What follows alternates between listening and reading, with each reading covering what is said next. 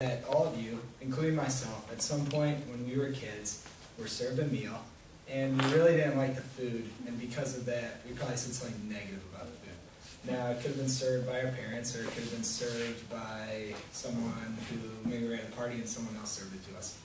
But as a kid, you're simply scolded, and you learn your lesson and move on. Unfortunately, when you're an adult, and it deals with the cooking of your significant other, more serious things happen.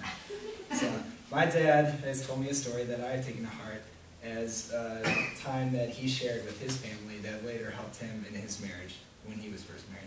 So, when my dad was 5 years old, he was sitting at the breakfast table with his family. My grandpa was sitting here next to him. My grandma was at the counter behind. Now, my grandpa, he was talking and rambling on, and he said something that he thought was pretty funny, but it really wasn't that funny. When he goes, "Oh, that lasagna last night, could it have been more burnt?" My grandma, while staring him down, grabs my dad's box of Captain Crunch cereal and wham! Nails him on the top of the head. It was loud, it was sudden, the box was flat, there were no injuries, but it was very memorable for my dad.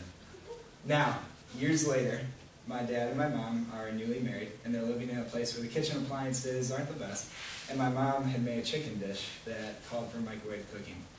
Now, my dad said she basically vaporized the chicken such that it's the bone and the skin hanging off of it, and that was it.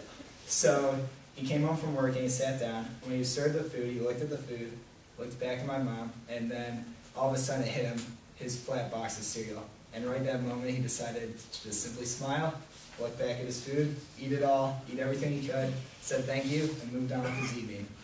Now I hope that all of you, like myself, can take this story to heart and remember that especially when it comes to the cooking of your significant other, if you have nothing nice to say, just don't say anything.